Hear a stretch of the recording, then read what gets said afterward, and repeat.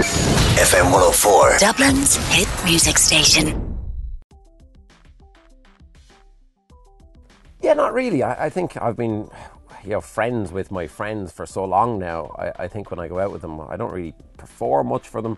I think we just hang out just like normal friends do. I think one or two of them, when we have a few drinks in, I start messing with their minds. In other words, trying to hypnotise them or whatever. That's when they put their guard up.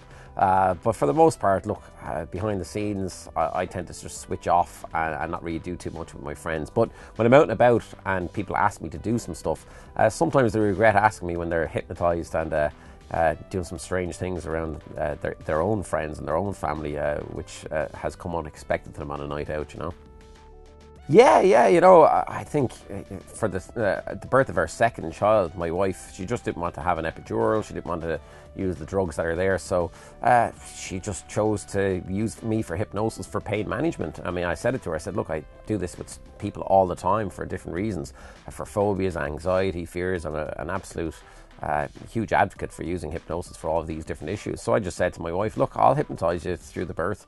And some people think, oh, was she asleep or what? It's not like that. Hypnosis for childbirth is really about pain management. So the pain is still there, but it's just about bringing that pain down to a level that you can cope with without the drugs. So I suppose it would have been grounds for divorce if it didn't work, Yeah, well, I mean, it's difficult to sum it up in a couple of minutes. And, I suppose I've trained for many, many years to do what I do. But there is a little part of neurolinguistic probing where you can read people's eye movements. It's called eye accessing cues, where you can see if somebody's lying or telling the truth. And that's a fantastic one.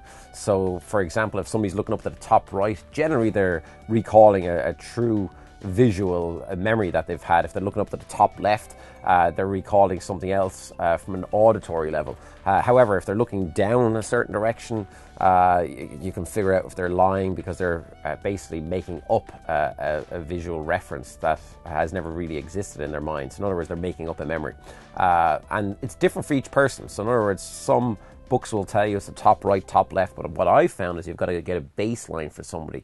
In other words, you've got to know when they're telling the truth to start with, and then you can figure out when their eyes deviate from that position, then you know when they're lying. Yeah, fantastic, yeah. Hey Ruth, how are you? Hi Keith. So Ruth, in my new show that's coming up in the Olympia, by the way, in October 16th, 17th, and another few dates in the Olympia in October, Out of Control is the name of the show, and it's about me taking people and literally, I suppose, taking control of their thought processes, and therefore their own minds are out of control. So do you think you'd be the type of person who would be hypnotizable, or do you think you're... Yeah, I think so. Yeah, so we're going to try a little experiment right now. In order for this experiment to work, we have to make a kind of a little connection. Before I make the connection, though, I want you to think of somebody perhaps you haven't thought about in a long time. The first guy you ever kissed. Okay. Now, when was the last time, besides today, that you've thought of this guy? Oh God, a long time ago. A long time ago. And have you spoken to anybody here or any of your friends about this guy in a while? Nope. No, and that's important. Now, in order for me to try and hack into your brain and figure out the name of this person, as I said, we have to make a connection. This will test to see whether or not I can actually do this. So I want you to put out your left hand like this to me, please. And I'm just going to make a connection. This is called a bridge between the two of us.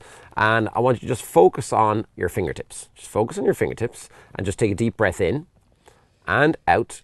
Good. Another deep breath in and out. Okay, good. And I'm going to try and transfer the pulse from my body into your hand. So watch.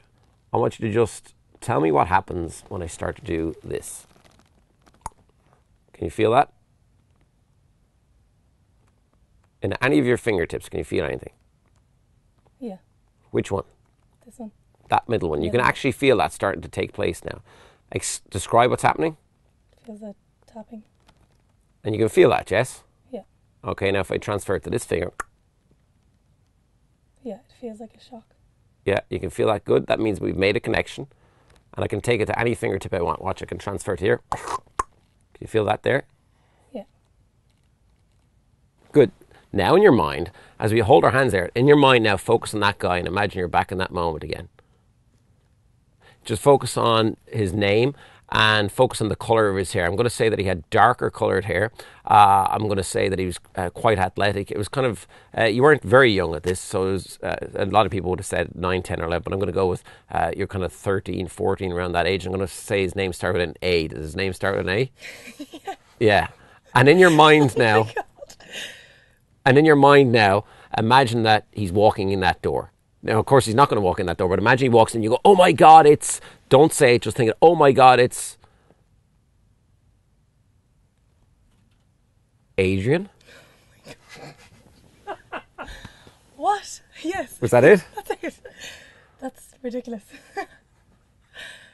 Yeah. And Adrian, she still thinks of you in a very fond way, just so you know. FM104, Dublin's hit music station.